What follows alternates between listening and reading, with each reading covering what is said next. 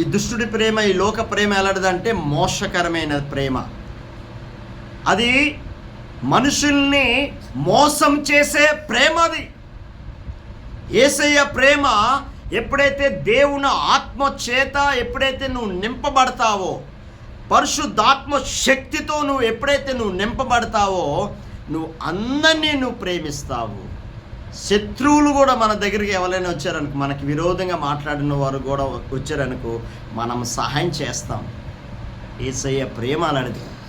వాళ్ళు నన్ను తిట్టారు కదా, వాళ్ళు నాకు అన్యాయం చేశారు కదా, వాళ్ళు నన్ను ఎంతో ఇబ్బంది పెట్టారు కదా, వాళ్ళకి నేను ఎందుకు సాయం చేయాలనేది ఉండదు.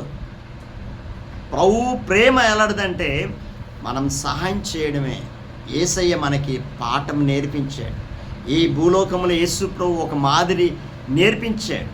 ఆ సిలువలో నీ కోసము ప్రాణమే పెట్టాడు. ఆఖరికి నీ కోసము నీ పాపము, నీ శాపము, నీ దరిద్రత ఆ కలువరిలో రక్తానే కార్చాడు. ఈరోజు ఆ ప్రభువులాగా, ఆ యేసులాగా మనము ఎప్పుడైతే మనం జీవిస్తామో, ఆ యేసయ్య గుణ లక్షణాలన్నీ వస్తాయి. హల్లెలూయా. ఈరోజు పరిశుద్ధాత్ముడు మన జీవితంలో ఎప్పుడైతే కార్యం చేస్తాడో, ఈరోజు నేను చెప్తున్నాను, మనం అనుకోవచ్చు మనం ఇది చెయ్యాలా అది చెయ్యాలా అనుకోవచ్చు, కానీ మన దగ్గర జ్ఞానం ఉన్నా లేకపోయినా దేవుడిచ్చిన జ్ఞానాన్ని పరిశుద్ధాత్మతో ఎప్పుడైతే దేవుని శక్తితో ఎప్పుడైతే నువ్వు నింపబడతావో, అప్పుడు దేవుడే నీతో మాట్లాడతాడు. ఈరోజు నేను చెప్తున్నా, యేసు ప్రభుతోని 3.5 సంవత్సరాలు శిష్యులు యేసయ్యని వెంబడించారు. మీరు గమనించాలా, ట్రైనింగ్ ఇచ్చాడు దేవుడు. నేను ఈ భూలోకంలో నేను ఎలాగ పరిచర్య చేశానో అదే విధంగా మీరు కూడా చెయ్యాలా. యేసు ప్రభు ట్రైనింగ్ ఇచ్చాడు. ట్రైనింగ్ ఇచ్చినప్పుడు యేసు ప్రభు దగ్గరికి లక్షల మంది, వేల మంది, లక్షల మంది యేసయ్యని వెంబడించారు. వెంబడించిన అక్కడ కూడా యేసు ప్రభుతో నిలవలేకపోయారు. ఆఖరికి ఇంకా ఫినిషింగ్ అయిపోతుంది. 3.5 సంవత్సరాలు దాటింది. యేసు ప్రభు సిలువకి అప్పగించుకున్నప్పుడు ఆఖరికి కూడా ఆ 12 మంది శిష్యులు కూడా ఒక శిష్యుడు యేసయ్యని అమ్మేశారు. ఇస్కరియోతు యోధ. అప్పుడు నువ్వు ఏదైతే నువ్వు తలస్తున్నా, నువ్వు ఏదైతే నువ్వు చేసుకో, నీకు అప్పచెప్పుకుంటున్నాను అని అప్పచెప్పుకున్నాడు యేసు. మీరు గమనించాలా, యేసయ్య ప్రేమ ఎలాంటిదంటే శాశ్వతమైన ప్రేమ. ఆ ప్రేమ కోసము ఎంత లోతు, ఎంత ఎడల్పు, అది వర్ణించలేము ప్రేమ. యేసయ్య ప్రేమ ఎలాంటిదంటే ఆశించలేని ప్రేమ. అది ఆశించదు. ఆ డబ్బుంటే ప్రేమిద్దాం, డబ్బు లేకపోతే ప్రేమ కాదు. అది ఆశించలేని ప్రేమ. కొంతమంది మనుషులు ప్రేమిస్తారు. ఎలాగా అంటే ధనం ఉంది, ఆస్తులు ఉన్నాయి, ఐశ్వర్యం ఉంది, ఇతని దగ్గర నుంచి ఏదో ఒకటి ఆశించి ప్రేమిస్తారు. ఆ ప్రేమే కాదు. అది నిజమైన ప్రేమ కాదు, అబద్ధ ప్రేమ. నీ దగ్గర నుంచి ఏదో నువ్వు ఆశించి నువ్వు ప్రేమిస్తున్నావు కాబట్టి అది నిజమైన ప్రేమ కాదు. దేవుడి ప్రేమ శాశ్వతమైన ప్రేమ. ఎప్పుడైతే పరిశుద్ధాత్ముడు మన జీవితంలోకి వస్తాడో అది నిజమైన ప్రేమ. అందరినీ నువ్వు ప్రేమిస్తావు, దూషించావు. ఈరోజు నేను చెప్తున్నాను, నీ మాటలే లోకానికి వెలుగుగా ఉంటాయి. యేసయ్య మాటలు ఎలాగా దయగల మాటలు మాట్లాడాడు, కఠినమైన మాటలు మాట్లాడాడు. ఎక్కడా? పరిసయ్యుల దగ్గర, శాస్త్రుల దగ్గర మాట్లాడాడు కఠినమైన మాటలు. ఎందుకు మాట్లాడాడు? అలాగైనా మాట్లాడితే మారు మనసు వస్తుందేమో అని మాట్లాడేటప్పుడు కూడా వాళ్ళకి మారు మనసే లేదు జీవితానికి. యేసయ్య గద్దించినప్పుడు సరి చేసుకోవాలి. ప్రభువు ఈ లోకంలో జయించాడు. యేసు క్రీస్తులాగా మనం జీవించాలంటే యేసు ప్రభువు ఆ ప్రేమ స్వరూపి ఆయన. ఈ లోకంలోని దేనిని కూడా ఆశించలేదు యేసయ్య. మన దగ్గర నుంచి ఏమీ ఆశించలే. మన పాపాలు, మన శాపము, మన దరిద్రత ఆ శిలువ మీద భరించాడు. ఫినాల్టీ కట్టేశాడు. మన పాపము నిమిత్తము ఫినాల్టీ కట్టాడు ఆయన. ఈరోజు పరమాత్మ నుంచి ఒక పరిశుద్ధమైన బలియాగం చిందిస్తే కానీ పాప విమోచన దొరకదు. ఆ పరమాత్ముడే యేసుక్రీస్తు ఈ లోకానికి పంపాడు. ఆ పరమాత్ముడే ఈ లోకములో ఆయన ప్రతి మానవుడు చేసిన, అంటే పుట్టబోతున్న జనరేషన్, అంటే రాబోతున్న జనరేషన్, పుట్టబోతున్న జనరేషన్ అంటే పిల్లల్ని కూడా, అందరినీ కూడా, ఏ ఆత్మ కూడా నశించిపోకూడదు, అందరూ మారు మనసు పొందాలనే దేవుని ప్రేమ.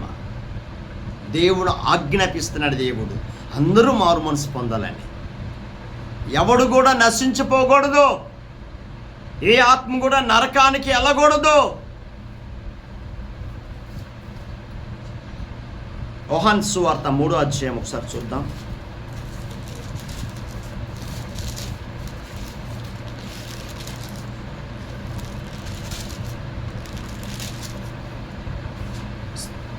మూడో అధ్యాయం చెప్తాను, 16వ వచనం చదువుతాం.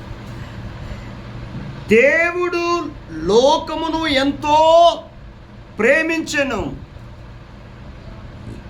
దేవుడు లోకమును ఎంతో ప్రేమించెను కాక ఆయన తన అద్వితీయ కుమారుడిగా పుట్టిన వాని యందు విశ్వాసముంచి ప్రతివాడు నశింపక నిత్య జీవం పొందినట్లు ఆయన అనుగ్రహించెను. లోకము తన కుమారుని ద్వారా రక్షణ పొందుటకే గాని లోకమునకు తీర్పు తీర్చుటకు దేవుడు ఆయనను లోకములోనికి పంపలేదు. ఆయన యందు విశ్వాసముంచు వానికి తీర్పు తీర్చబడదు. విశ్వసింపని వాడు దేవుని అద్వితీయ కుమారుని నామము యందు విశ్వసించలేదు గనుక వానికి ఇంతకు మునిపే తీర్పు తీర్చబడను. ఈరోజు నేను చెప్తున్నా, యేసు యందు విశ్వాసం ఉంచిన వారికి పరిశుద్ధాత్ముడు, నేను ఒక్కటి చెప్తున్నాను, ప్రతి క్రైస్తవుడు ఈ లోకాన్ని జయించాలంటే, ఈ లోకాన్ని జయ జీవితము జీవించాలంటే నేను 2 చేతులెత్తి రిక్వెస్ట్ చేస్తున్నాను ప్రతి క్రైస్తవుడికి. నేను ఒక్కటి చెప్తున్నాను, పరిశుద్ధాత్మ అనే వరాన్ని ప్రతి క్రైస్తవుడు ఆ వరాన్ని నువ్వు పొందుకున్నప్పుడే 100% దేవుడు క్రీస్తు రూపంలోకి చెక్కబడతాము. యేసయ్య ప్రేమ నీలో ఉంటుంది. దేవుని ప్రేమ నీలో ఉన్నప్పుడు యేసయ్య పోలికలే వస్తాయి నీలోకి, వేరే పోలికలు రావు. ఆయన పరిశుద్ధుడు, మహోన్నతుడు, సర్వోన్నతుడైన దేవుడు, దేవుని కుమారుడు, ఆశ్చర్యకరుడు. ఆయనతో అసాధ్యమైనది ఏమీ లేదు. ఆయన నామము యందు ఎందరైతే విశ్వాసము ఉంచుతారో, ఆయన నామము ఎందరైతే ప్రార్థన చేస్తారో వాళ్ళందరికీ రక్షణ అనేది ఇచ్చాడు. ఎప్పుడైతే విశ్వాసం ఉంచుతామో మనము తీర్పులోకి రాము. ఇంకా 2వ మరణం ఉంటుంది. మీరు గమనించాలా, దేవుడు యేసు యందు ఎవరైతే ఈ భూలోకంలో విశ్వాసం ఉంచుతారో మనుషులందరి మీదకి మరణం అనేది వచ్చింది, కరెక్టే. మొదటి మరణము ఎవరు తప్పించుకోలేరు. 2వ మరణములో ఇక్కడ యేసు యందు విశ్వాసం లేదనుకో, ఆయన దేవుని కుమారుడు శరీరధారిగా ప్రత్యక్షమయ్యాడు, ఆయన నామం యందు విశ్వాసము ఉంచావు కాబట్టి ఈ రెండో తీర్పులోకి రావు. హల్లెలూయా. రెండో తీర్పు ఉంటుంది మనకి, ఆ రెండో మరణం ఉంటుంది. ఆ మరణములోకి దాటిపోతాం. ఈరోజు మన జీవితాల్లో మొదటి మరణం అందరికీ ఉంటుంది, కానీ రెండో మరణములో ఎవరు తప్పించుకోలేరు. అక్కడ తీర్పు ఉంటుంది, జడ్జిమెంట్.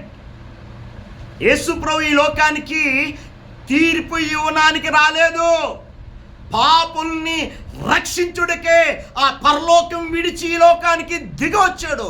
ఆయన ప్రేమించాడు ఈ లోకాన్ని, ఆ ప్రేమ పంచాడు ఆయన. ఎవరికి తీర్పు ఇవ్వడానికి రాలేదు ఆయన. ఆయన రెండోసారి వస్తున్నాడు, ఇప్పుడు రాబోతున్నాడు ఆయన. ఇంకా రెండోసారి వచ్చినప్పుడు దేవుని ప్రేమ ఉండదు, తీర్పు ఇవ్వడానికి వస్తున్నాడు ఈ లోకానికి. ఎవరెవరు క్రియలు చేసిన క్రియలు బట్టి తీర్పు ఉంటుంది. ఆయన రెండో రాకడలో మనము సిద్ధపడాలా, మనము సిద్ధపడి అనేకుల్ని సిద్ధపరచాలా. అందుకనే నిన్ను నన్ను దేవుడు ఏర్పరచుకొని రక్షించుకున్నాడు. ఈ జగత్తి పునాది వేయబడక ముందే దేవుడు ఆయన కృప చేత, ఆయన ప్రేమ చేత మనల్ని రక్షించుకున్నాడు. నన్ను రక్షించేది కాక నీ పొరుగు వారిని ప్రేమించమన్నాడు. నన్ను రక్షించాడు దేవుడు. నీ పొరుగువాడు నరకానికి వెళ్తున్నాడంటే నీకు దిగులు ఉండదా? నీ పొరుగువాడు ఎలగపోతే నాకెందుకు, పక్కంటోడు ఎలగపోతే నాకెందుకు? నో, నీ పని నువ్వు చెయ్యి, దేవుడి పని దేవుడు చేస్తాడు. ఈరోజు నేను సువార్త ఇంటింటికి వెళ్ళి నేను ప్రకటించలేను, ఒక ప్లాట్ఫారం ఇచ్చాడు దేవుడు. మన పని మనం చేస్తే దేవుడి పని దేవుడు చేస్తాడు. మనము దేవుడు పనే అజాగ్రత్తగా చేస్తే దేవుడు పని ఎంత కేర్ఫుల్ చేయాలో దేవుడు పని అజాగ్రత్తగా చేయకూడదు. ప్రార్థన అంటే వదిలే తర్వాత వద్దాం, ప్రార్థన అంటే తర్వాత వెళ్దాం, దేవుడు కూడా నిన్ను తర్వాత చూద్దామని పక్కన పెట్టాడు అనుకో, రోగాలను పంపిస్తాడు, మొత్తం ఒకటి తీసి పక్కన పడేస్తాడు దేవుడు. ఈరోజు మనం జీవిస్తున్నామంటే ఆయన కృప ద్వారే, ఆయన ఇచ్చిన రక్షణ మనకు ఉచితంగా ఇచ్చాడు. దేవుడి పని, దేవుడి ప్రార్థనకి, దేవుడు ఆరాధనకి వస్తే వస్తాం, లేకపోతే పోతాం. నాకెందుకు? నీకోసం నువ్వే రక్షించుకో. జాగ్రత్తగా, బీ కేర్ఫుల్. దేవుడి పని జాగ్రత్తగా చేయాలా. అజాగ్రత్తగా చేస్తే శాపము కొన్ని తెచ్చుకుంటాం మనమే. ఈరోజు నేను దేవుడు ఎందుకు ప్రతి దినము వాక్యము, ప్రతి దినము పాటలు, ప్రతి దినము ఈరోజు నేను ఎందుకు కష్టపడుతున్నా అంటే నా సుఖం కోసం కాదు, ఒక్క ఆత్మైన రక్షింపబడుతుంది. నా పని నేను చేస్తున్నాను, దేవుడి పని దేవుడు చేస్తాడు. ఆయన ప్రభువా నాకు అన్ని కావాలి ఇచ్చాడు దేవుడు, అన్నీ ఇచ్చాడు. ఈరోజు నేను చెప్తున్నాను, ఉన్న దాంట్లో తృప్తి కలిగి ఉండాలా, లేని దానికోసం ఆశించకూడదు. దేవుడు ఇస్తాడు, సమయం ఇచ్చినప్పుడు అన్నీ ఇస్తాడు. ఎప్పుడైతే దేవుని ప్రేమ కలిగి ఉంటామో అందరినీ ప్రేమిస్తాం, నీ పొరుగు వారిని కూడా ప్రభువులోకి నడిపిస్తాం. అసలే నీ జీవితమే సరిగ్గా లేదు, మన మాటలే సరిగ్గా లేవు, అబద్ధాలాడతాము, బూతులాడతాము, అన్ని చెత్త మాటలు మాట్లాడితే నీ మాటలు ఆలకిస్తారా? ఆలకిస్తారా? క్రియారూపంగా ఉండాలా. నీ నోటి నుంచే బూతులు రాకూడదు. నీ నోటి నుంచి క్రైస్తవుల బిడ్డలు ఇలాగుంటారా? అందరూ మోసగాలే, అందరూ అబద్ధాలు ఆడతారు, అన్ని చెత్త మాటలు ఆ నోటి నుంచి వస్తే చెత్త మాటలు, ఆ నోటి నుంచి వస్తే. నేను అందరి కోసం కాదు, క్రైస్తవుల కోసమే నేను మాట్లాడుతున్నాను. నేను అందరి కోసం నేను మాట్లాడట్లేదు. క్రైస్తవులు మారితే అందరూ మారినట్టే. యేసు రక్తములో కడగబడిన ప్రతి బిడ్డ నువ్వు మారితే, క్రియారూపంగా పరిశుద్ధాత్మ శక్తితో ఎప్పుడైతే నువ్వు నింపబడతావో యేసయ్య పోలికలోకి ఆయన మలుచుకుంటాడు. ఆయన మలుచుకుంటాడు. మన శక్తి పనిచేయదు, మన జ్ఞానం పనిచేయదు, మన తెలివితేటలు పనిచేయవు.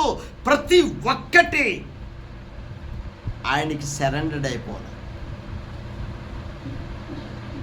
ఎప్పుడైతే పరిశుద్ధాత్ముడు మన జీవితంలోకి వస్తాడో అప్పటి నుంచి క్రియ మొదలవుతుంది.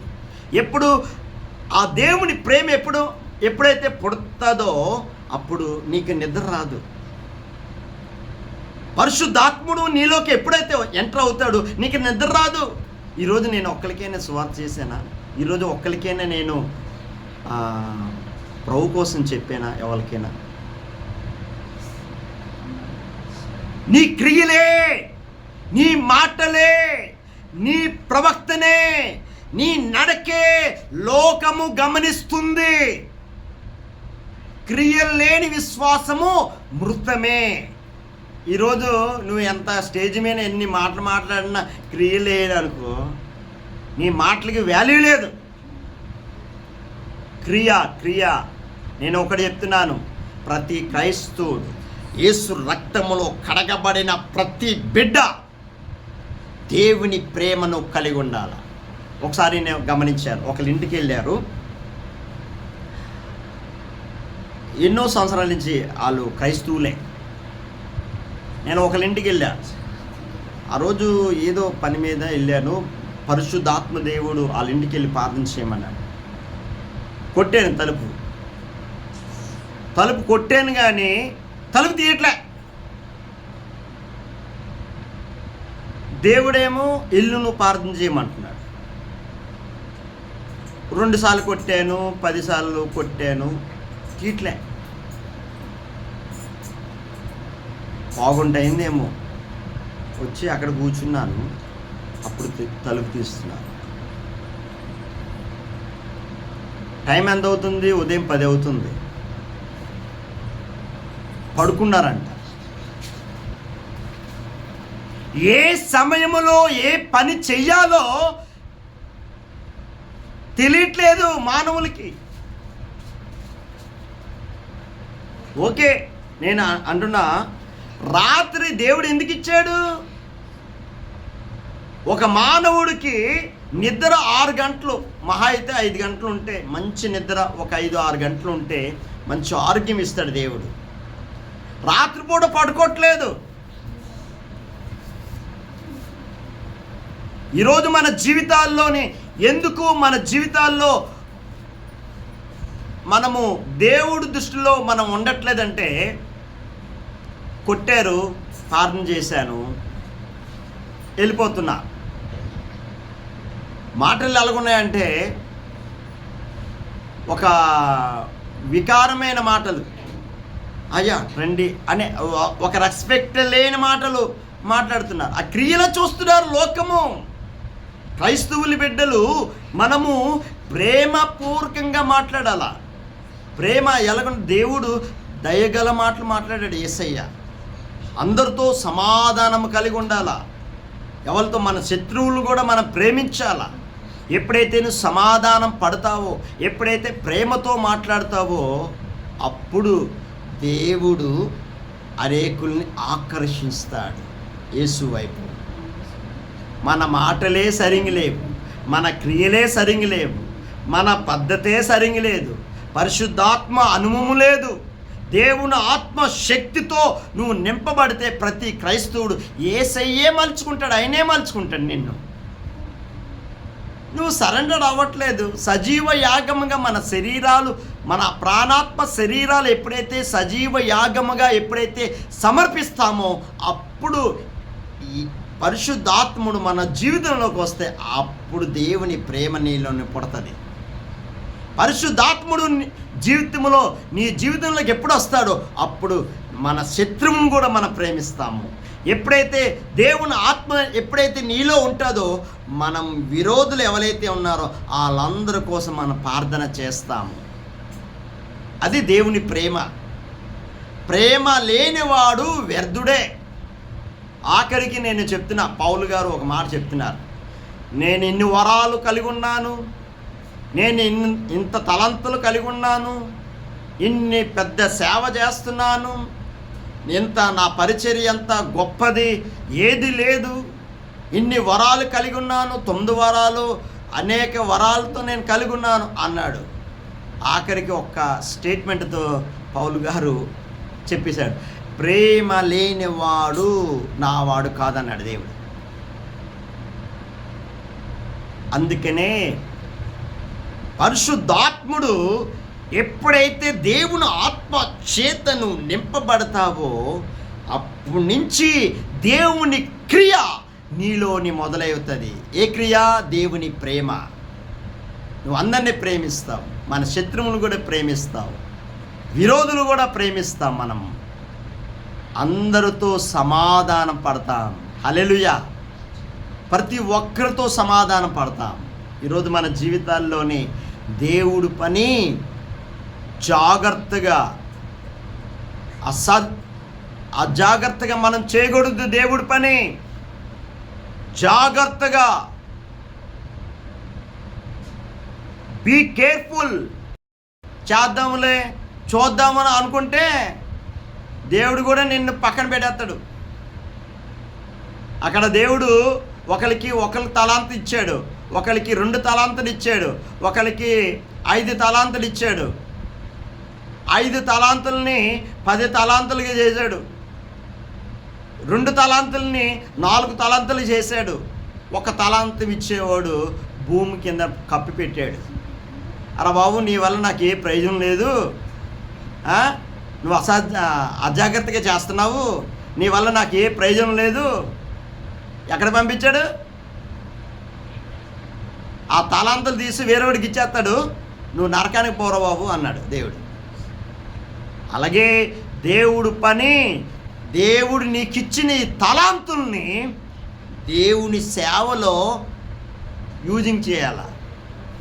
దేవుని ప్రేమ, పరిశుద్ధాత్ముడు మన జీవితంలోకి ఎప్పుడైతే ఎంటర్ అవుతాడో, ప్రతి క్రైస్తవుడు చెప్తున్నా, ఈరోజు నేను దేవుడి ప్రేమ నువ్వు కలిగి ఉన్నానంటే మనం మొట్టమొదటిగా నేను ఒకటి చెప్తున్నా, మీకు ఒక ఎగ్జాంపుల్ చెప్తాను. మీకు మన ఇంట్లోనే ఈ ఫ్యాను, లైట్లు, ఫ్రిడ్జ్లు, టీవీలు అన్నీ వెలుగుతున్నాయంటే దేనివల్ల? కరెంటు. ఈ కరెంటే లేకపోతే ఫ్రిడ్జ్ ఎలగదు, ఫ్రిడ్జ్ ఆన్ అవ్వదు, ఫ్యాన్ తిరగదు, ఏసీ ఆన్ అవ్వదు, ఏది పనిచేయదు. మూల కారణం ఏది? కరెంటు ఉంటే ఇల్లంతా వెలుగుతూ ఉంటుంది, ఇల్లంతా ఫ్యాన్ నిండి ఉంటుంది, ఇల్లంతా అన్నీ లైట్లు అన్నీ ఉంటాయి. అలాగే ప్రతి క్రైస్తవుడు యేసు రక్తములో కడగబడిన ప్రతి బిడ్డ పరిశుద్ధాత్మ అనే వరాన్ని ప్రతి బిడ్డ ఎప్పుడైతే నువ్వు పరిపూర్ణంగా ప్రాణాత్మ శరీరాలు సజీవ యాగముగా ఎప్పుడైతే నువ్వు సమర్పిస్తావో, పరిశుద్ధాత్ముడు దేవుని శక్తితో ఎప్పుడైతే నువ్వు నింపబడతావో అప్పుడే దేవుని ప్రేమ నీలోని కలిగి చేస్తాడు. ఆయన మలుచుకుంటాడు. ఆయన ప్రేమలోకి మలుచుకొని ఆయన రూపంలోకి పరిశుద్ధాత్ముడు ప్రతి క్రైస్తవుడు ఎప్పుడైతే దేవుని ఆత్మ చేతను నింపబడతావో యేసయ్య ప్రేమ, యేసయ్య పోలికలు నీలోకి వచ్చి ఆయన మలుచుకుంటాడు నిన్ను.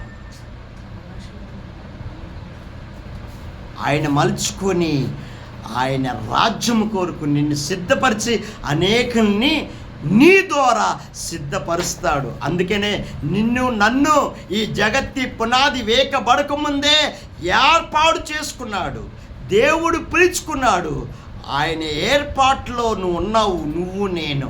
కాబట్టి ఆయన చిత్తము మన పట్ల సంపూర్ణంగా జరగాల. ఆయన ప్రేమ మనలోని సంపూర్ణంగా ఉంది కాబట్టి నేను ప్రకటించగలుగుతున్నాను యేసయ్య ప్రేమ. కళ్ళు మూసుకొని ప్రార్థన చేసుకుందాం. ప్రభువా, యేసయ్యానికే స్తోత్రాలు తండ్రి. నువ్వే నాకు ఆధారమయ్యా. యేసయ్యా ప్రభువా, నా మాటలు వ్యర్థమైన మాటలు పలుకుతున్నానయ్యా. ప్రభువా, నన్ను క్షమించయ్యా. దేవుని సన్నిధానంలో ప్రార్థన చేద్దాం. నీ అమూల్యమైన రక్తంతో నన్ను కడిగయ్యా. యేసయ్యా ప్రభువా, నీ పని అజాగ్రత్తగా చేయకూడదయ్యా.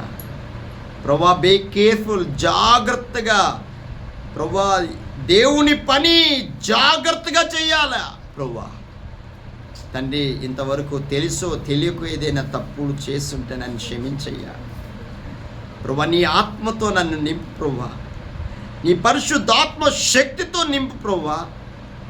యేసయ్యా, నీ ప్రేమ తండ్రి కలిగి ఉండాలయ్యా. నీ ఆత్మతో నింపు ప్రభువా. సజీవ యాగంగా నా ప్రాణాత్మ శరీరాలు నీకే సమర్పిస్తున్నానయ్యా. ప్రభువా యేసయ్యా, తెలుసో తెలియకో నాలో నీ పొరపాట్లుంటే నన్ను క్షమించయ్యా. నీ అమూల్యమైన రక్తంతో నన్ను కడిగి నీ ఆత్మతో నింపి నీ ఆత్మ ద్వారా నన్ను నడిపించి సహాయం చేతండి.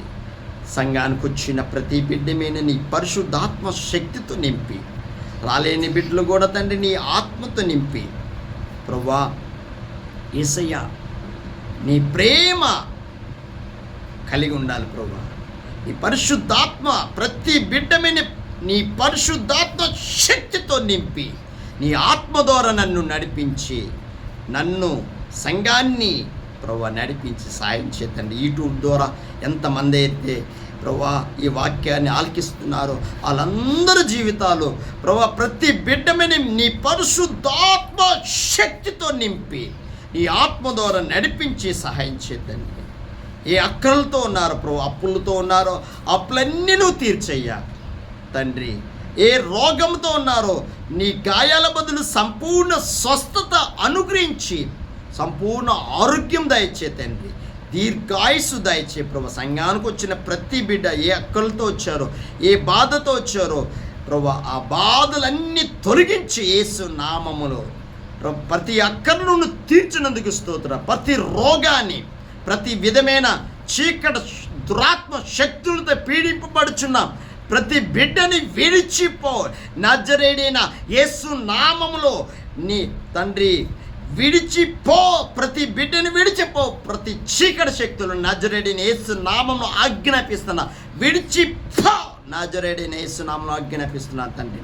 నీ ఆత్మతో నింపి నీ పరిశుద్ధాత్మ శక్తితో నింపి సహాయం చేతండి ప్రభువా. ఇంతవరకు ప్రభువా పాటల ద్వారా వాక్యము ద్వారా నడిపించిన విధానం బట్టి నీకు స్తోత్రాలు ప్రభువా. ఈ వాక్యము ప్రతి హృదయములో నూరంతలుగా ఫలించి నీలాగా జీవించుటకు కృప చూపించి సహాయం చేతండి. యేసు నామమున అడుగుచున్నాం తండ్రి, ఆమేన్. మన తండ్రి అయిన దేవుని ప్రేమ, మన ప్రభువైన యేసుక్రీస్తు కృప, పరిశుద్ధాత్మ అన్యోన్య సహవాసము మనకి సకల పరిశుద్ధులకి దేవుని సంఘానికి యూట్యూబ్ ద్వారా చూస్తున్న ప్రతి బిడ్డకి దేవుని కృప ఎల్లప్పుడూ తోడేయునుగాక. ఆమేన్, ఆమేన్, ఆమేన్. హల్లెలూయా, హల్లెలూయా.